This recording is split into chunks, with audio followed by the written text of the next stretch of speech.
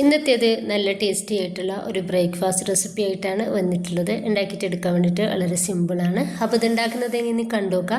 കണ്ടുകൊണ്ടിരിക്കുമ്പോൾ എനിക്ക് ഇഷ്ടമാണെങ്കിൽ നിങ്ങളുടെ എല്ലാ സപ്പോർട്ടും ഉണ്ടാവുക. ഇത് പൊറോട്ടയും ചപ്പാത്തിയൊക്കെ മാറി നിൽക്കും, അത്രയും ടേസ്റ്റാണ്. വീട്ടിലേക്ക് പോവുക. പാത്രത്തിലോട്ട് 2 കപ്പ് മൈദ ഇട്ടെടുക്കുന്നുണ്ട്.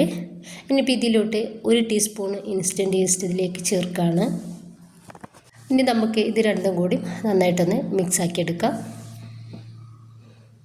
ഇതിലോട്ട് ചേർത്ത് കൊടുക്കുന്നത് 2 ടേബിൾ സ്പൂൺ പഞ്ചസാരയാണ്. പഞ്ചസാര കൂടി ചേർത്തെടുത്തതിന് ശേഷം ഒന്നുകൂടി ഒന്ന് മിക്സാക്കി എടുക്കുക. ഇനിയിപ്പോൾ നമ്മളിതിലേക്ക് ചേർത്ത് കൊടുക്കുന്നത് ഒരു കോഴിമുട്ടയാണ്. 2 ടേബിൾ സ്പൂൺ ഓയിൽ കൂടി നമുക്കിതിലോട്ട് ചേർത്ത് കൊടുക്കാം. ഇനിയിപ്പോൾ കൈ വെച്ചിട്ട് നമുക്കിത് നന്നായിട്ടൊന്ന് മിക്സാക്കി കൊടുക്കുക. ഈ ഒരു കോഴിമുട്ടയും ഓയിലും നമ്മുടെ ഈ ഒരു ഫ്ലോറും എല്ലാം കൂടി നന്നായിട്ടൊന്ന് മിക്സായിട്ട് കിട്ടണം. ഞാനിവിടെ എടുത്തിട്ടുള്ളത് ചെറിയ ചൂടുള്ള വെള്ളമാണ്, 1/2 കപ്പ് വെള്ളം. ഈ ഒരു 1/2 കപ്പ് വെള്ളം നമുക്കിതിലേക്ക് കറക്റ്റാണ് കേട്ടോ. വേറെ വെള്ളമൊന്നും നമ്മളിതിലേക്ക് ചേർത്ത് കൊടുക്കണ്ട. 2 കപ്പ് മൈദയിലേക്ക് നമ്മൾ എടുത്തിട്ടുള്ളത് 1/2 കപ്പ് ചെറിയ ചൂടുള്ള വെള്ളമാണ്.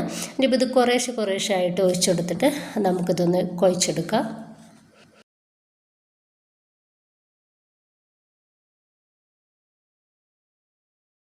ഒരു 5 മിനിറ്റെങ്കിലും നമുക്കിത് നന്നായിട്ടൊന്ന് കുഴച്ചെടുക്കണം. ഞാനൊരു 5 മിനിറ്റോളം കുഴച്ചെടുത്തിട്ടുള്ള നമ്മുടെ ഒരു മാവ് നല്ല സോഫ്റ്റ് ആയിട്ടുണ്ട്. ഞാനിതുപോലൊരു കുറച്ച് വലിപ്പമുള്ളൊരു പാത്രമാണ് എടുത്തിട്ടുള്ളത്. അതിലടിയിൽ കുറച്ച് ഓയിലൊന്ന് തേച്ചെടുത്തിട്ടുണ്ട്.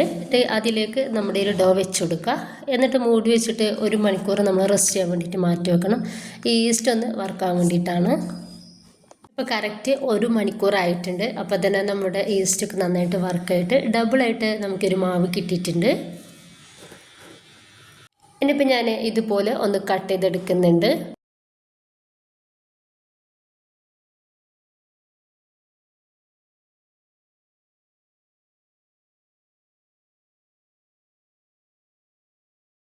ഓരോന്നും ഞാൻ ഇതുപോലെ റൗണ്ടിലായിട്ട് ബോൾസുകളാക്കി എടുത്തിട്ടുണ്ട്.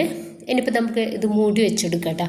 ഇനിയിപ്പോൾ കൗണ്ടർ ടോപ്പിലേക്ക് കുറച്ച് മൈദ തൂവി കൊടുക്കുക. അതിന്നൊരു ബോൾസ് എടുത്തിട്ട് കൗണ്ടർ ടോപ്പിലേക്ക് വെച്ചെടുക്കുക.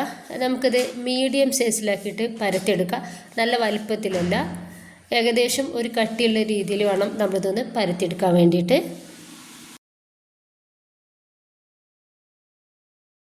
ഈ ഒരു വലിപ്പത്തിൽ ഞാൻ പരത്തിയെടുത്തിട്ടുണ്ട്. നമ്മുടെ കുബൂസിൻ്റെ ഒക്കെ ആ ഒരു രീതിയിൽ ആ കട്ടിയിലാണ് നമ്മളിത് പരത്തിയെടുത്തിട്ടുള്ളത്. നന്നായിട്ട് ചൂടായിട്ടുള്ള പാനിലേക്ക് നമുക്കിത് വെച്ച് കൊടുക്കാം.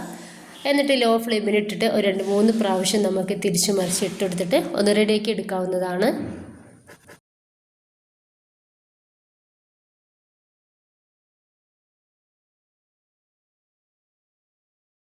ഇത് റെഡി ആയിട്ടുണ്ട്. നമുക്കിത് പാനിൽ നിന്നും എടുത്തു മാറ്റാം. ഇതുപോലെ തന്നെ ബാക്കി കൂടി നമുക്ക് ചെയ്തെടുക്കാവുന്നതാണ്. ഇപ്പോൾ മുഴുവനായിട്ട് തന്നെ ഞാനിതാ ഇതുപോലെ ഒന്ന് റെഡിയാക്കി എടുത്തിട്ടുണ്ട്. നല്ല സോഫ്റ്റാണ്. ഒരു കാര്യം കൂടി നമുക്കിതിലേക്ക് ചെയ്യാനുണ്ട്. ഇനിയിപ്പോൾ കുറച്ച് ബട്ടറോ ഒലിവ് ഓയിലോ എന്തായാലും മതി. അതിലേക്ക് നമുക്കിതുപോലെ തന്നെ ചെറുതാക്കിയിട്ട് കട്ടാക്കി എടുത്തിട്ടുള്ള മല്ലിയുടെ ഇലയാണ് കേട്ടോ. അപ്പോൾ അങ്ങനെ എടുത്തിട്ടുണ്ട്. ഇനിയിപ്പോൾ ഇതിലേക്ക് നമുക്ക് ഇതുപോലെ ഒന്ന് തേച്ച് കൊടുക്കാം.